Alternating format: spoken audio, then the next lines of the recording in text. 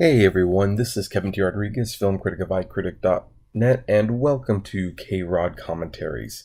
Today we'll be watching Sonic the Hedgehog, which is nicknamed Sonic SatAM. For those of you who are not sure as why, that's because there are actually two Sonic shows that aired at the same time in 1993. One called The Adventures of Sonic the Hedgehog, which aired in syndication, and one that aired on ABC on Saturday mornings just called Sonic the Hedgehog. The reason for this is because Adventures was actually pitched to ABC as a TV show first, and ABC basically said the show sucked and asked them for a new pilot. They did make a new pilot, and that one was accepted, but I guess the weekday show was pretty cheap to make, so they just made that one anyway and sold it to syndication. Ironically, despite not being nearly as good, that one is way more popular than this one. This one, you still have people who've never heard of it, but, well, we're here to talk about it because it's an interesting show. Like, it wasn't as popular as the syndicated one, probably because the syndicated one was on 5 days a week. The Saturday morning one was on 1 day a week and was up against at the time, brand new Power Rangers show, which was ultimately one of the reasons it got canceled. There were two main causes behind the cancellation of this show. Disney buying ABC, which, meant pretty much all the shows except for reruns of Looney Tunes cartoons got canceled, and it was doing very poorly in the ratings compared to Power Rangers. So, one of the reasons I'm still not a huge Power Rangers fan is because they're one of the reasons the show got canceled.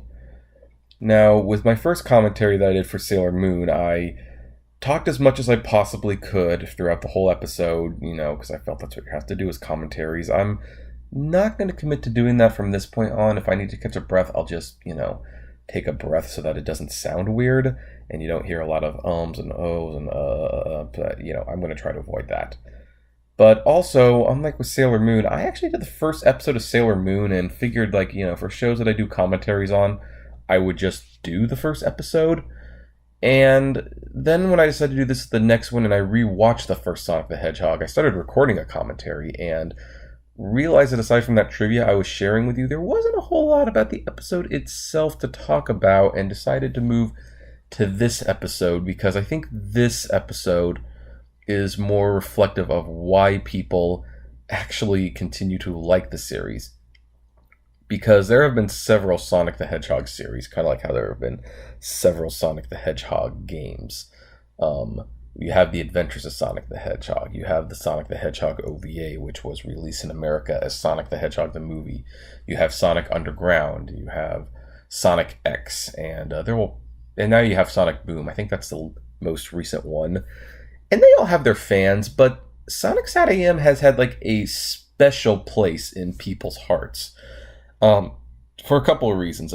First of all, it became very popular in the furry community, which, if you want to know what that is, you can look it up. I don't necessarily recommend it, but, Sally Acorn's a hugely popular character in that community, so that might be one of the reasons.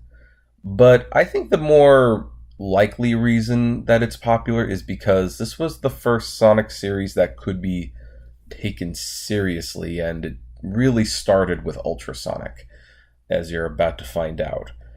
Because Sonic as a character was designed by Sega to be, obviously a rival mascot to Mario, but Mario was laid back and happy, and so Sonic was cool and hip and he had an attitude, and Mario was slow and Sonic was fast. And as much as I like Sonic the Hedgehog, his origins are definitely, when you dig into it, very, very corporate.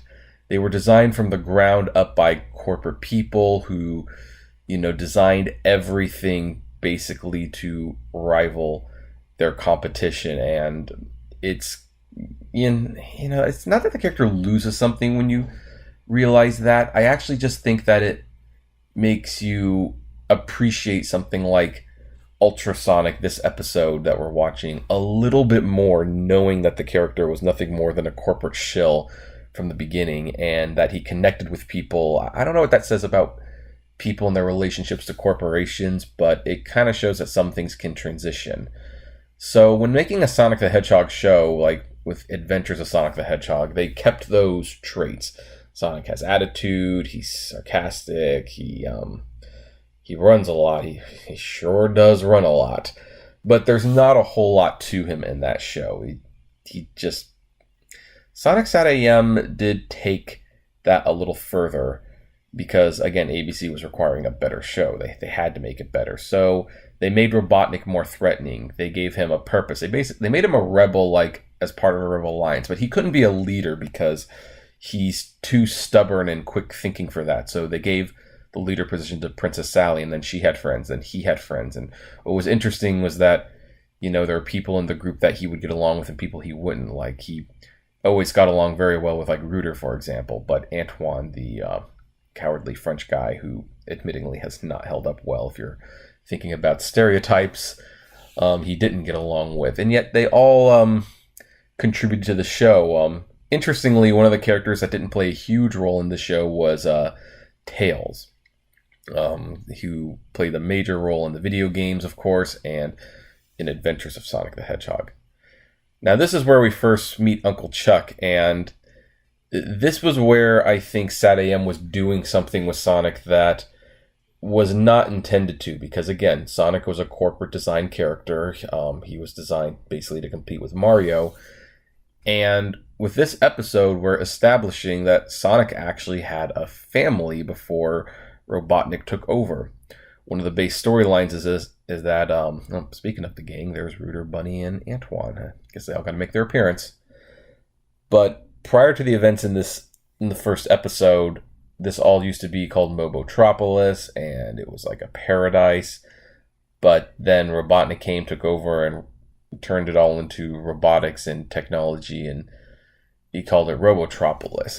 It's kind of like a huge environmental message in the show, but it was fairly subtle if you compared to most kids' shows. But, when the show started, Sonic was still basically who he was, just making sassy comments and being cool. And with this episode, we got introduced to Uncle Chuck. Like, Sonic had a family before this all happened. Now, in the show, his parents were never addressed, although later on with the Sonic the Hedgehog comic books, we actually would meet his parents and find out what happened to them. I believe it was the Sonic Super Special Brave New World issue. That's another thing about the show, is I think this is the only Sonic show that inspired a long-running comic, because Archie Comics made a Sonic comic book that took elements from both this and the Adventure series, and when eventually leaned more towards the SatAM continuity. But when the show got canceled, the comic lived on because the fans just really wanted to see the story continue, and it lasted until I think just about a year or so ago when it finally got canceled at 290 issues. So it lasted a long time.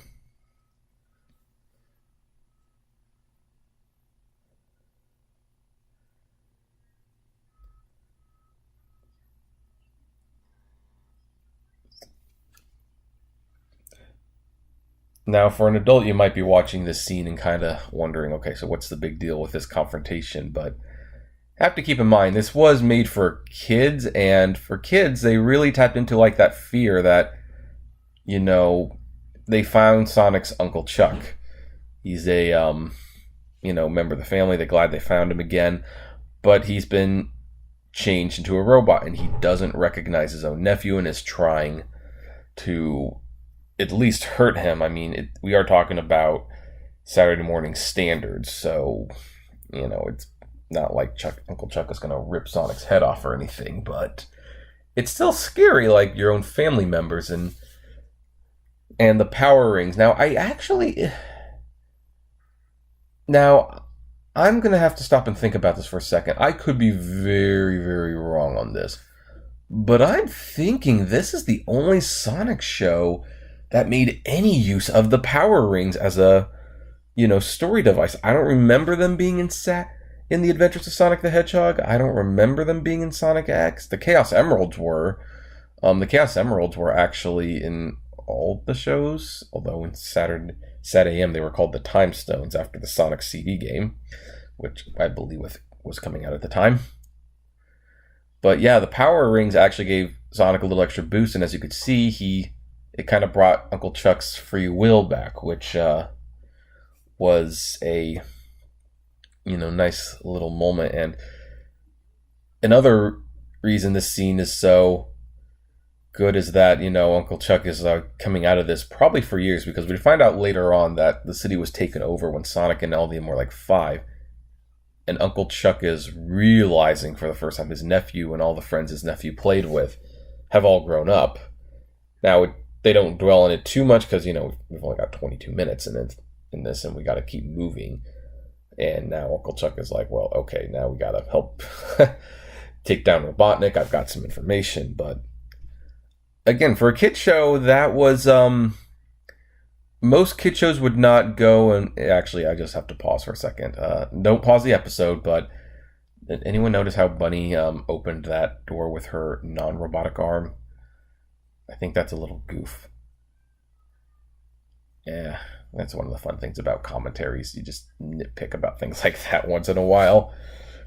But, especially in 1993, considering how episodic most shows were, they wouldn't give the characters the time or day, I should say, to have a moment like that where, they realize they found a family member who doesn't remember them, and then they wake that family member up, and then the family member realizes that, their family has grown up and that they've been out of it for how many years. So that, again, they don't delve into it like super, super deep. Just, they gave it the time of day, which left an impression on kids. It really made us all super relate to the characters, so to speak, and really, really love them. And I think there's a reason. That's one of the reasons these characters are still loved. That's also why a lot of Sonic fans are really disappointed at the new Sonic comic book, that they basically have discarded all these characters that were well beloved and well developed.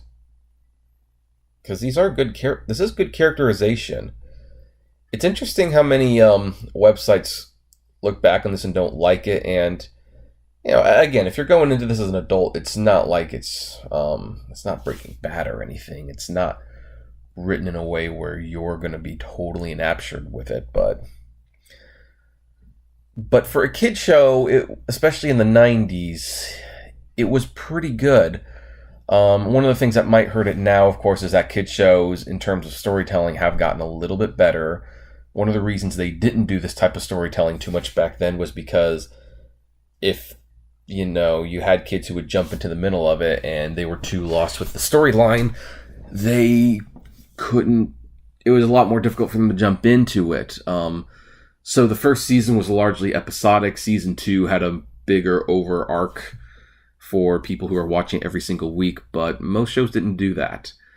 And nowadays, almost every show has an arc to it because we're not watching them whenever it's on. Saturday morning cartoons aren't even much of a thing anymore, to be honest. Everything's on demand and streaming. So in a way, Sonic the Hedgehog was really ahead of its time in that regard.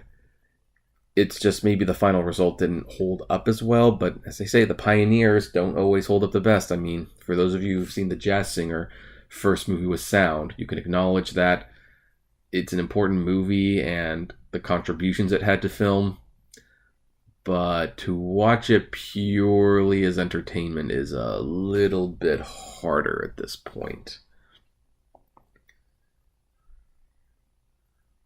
And on a side note, when I watch robots like this that Robotnik's made, part of me wonders, what purpose do they serve other than just attacking Sonic and being there when they're around? Like when Sonic and his friends aren't around, what does this robot do all day?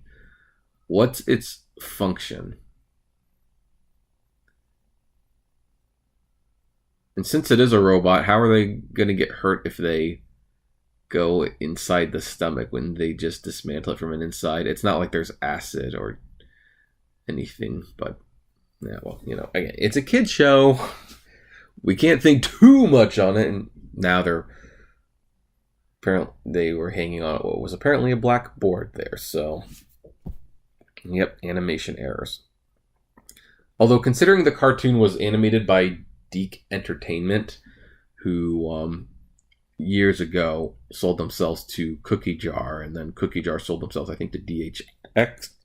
So Deke doesn't really exist anymore.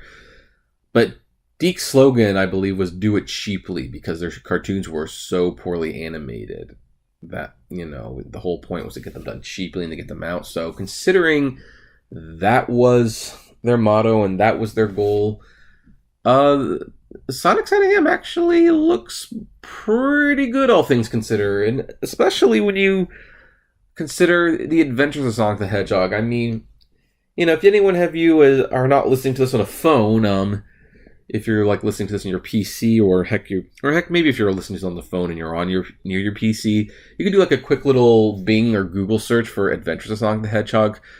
Compare that animation to this, and it's like, yeah, this was state of the art in comparison. Again, still just basic Saturday morning animation, but you know.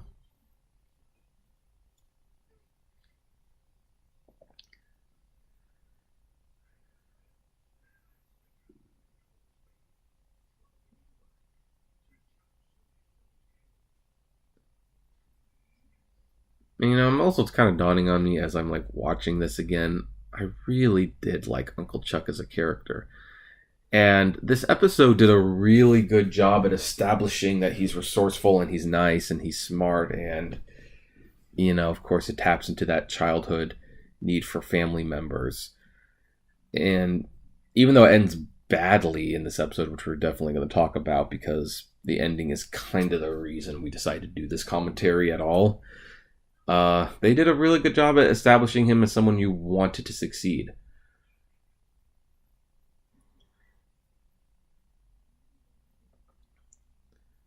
I'm also going to say, well, how should I put this? It's weird looking at Sally without her coat. I don't want anyone to start thinking anything perverted, but yeah, I definitely think Sally should just be wearing her coat. I'm glad they added one later on, but considering what the internet did with her, poor Sally. What's really sad about Sally, these characters just in general not being around anymore, is that I think Sally and Bunny are way better female characters in the Sonic canon than Amy Rose and Blaze the Cat, and they are much smarter. They're much more resourceful. They can take care of themselves. Not that Blaze and Amy can't take care of themselves, but they're pretty one-dimensional in their personalities. It's just a shame that Sega at one point decided not to take advantage of assets that they owned. But at the same time, one of the problems that Sonic has always had is that there's always been like a miscommunication between Sega of America and Sega of Japan. They both had certain amount of control over the character's history, and so at times Sega of America had more control over certain things, and then Sega of Japan, particularly Sonic Team, had more control over other things. And I think Sega of Japan actually really lost control over who the character was and what they were doing with him until Sonic Adventure. And that's when Japan decided that they were going to start adding more storytelling elements and more characters. And, they came up with characters like Tikal and Big the Cat. Big the Cat. I'm going to have to ask, does any of my viewers actually like Big the Cat? And I think most would say that they would have rather had, they would have given up all those characters if Princess Sally could have been in the games. But, it's a different time period. Sega of America is not what it used to be. And now Sega of Japan is fully in control over everything. I don't even know what Sega of America does anymore, to be honest, except make local licensing deals. In fact, they used to be headquartered in San Francisco, and they downsized quite a bit and moved to Irvine, California. So they're actually kind of in my backyard, and I really should see if maybe maybe I could do like a tour with them or something. That would be great, but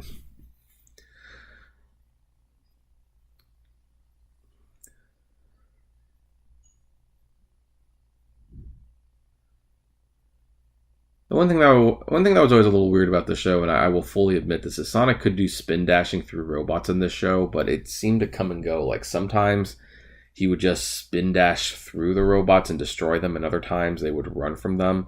See, there's 3 robots there. It seems like he should be able to just take them down.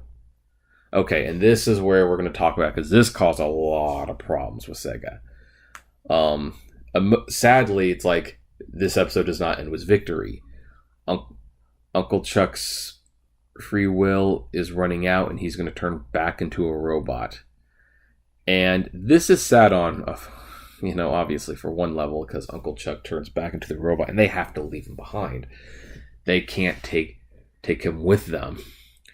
And he's back to hating them, and who knows where his will is at this point. And Sonic begs for him to wake up, but he just won't, so he just has to leave him. And so that in itself is sad, but then this next scene caused a lot of problems with Sega, because Sonic is actually seen crying. And that flies directly in the face of the whole Sonic is cool thing. And here's the thing. I think this shot alone with Sonic in tears actually made people relate to Sonic more. This was what brought him to relatability status for people in the 90s. Like, he was someone you could relate to all of a sudden, and he had feelings. But again, Sonic is a corporate symbol. He's not made to be related to. So Sega actually made it a rule at that point on, Sonic would never, ever cry again. And the funny thing is, even this extended to even the Archie comics, where the character is not allowed to cry anymore. And if you look at some of the artists, they would show like they had pictures of like Sonic crying during certain emotional moments, and Sega would totally nix the idea. And they'd have to like have, I think they cleared up where like he could tear up a little bit, but he couldn't cry anymore.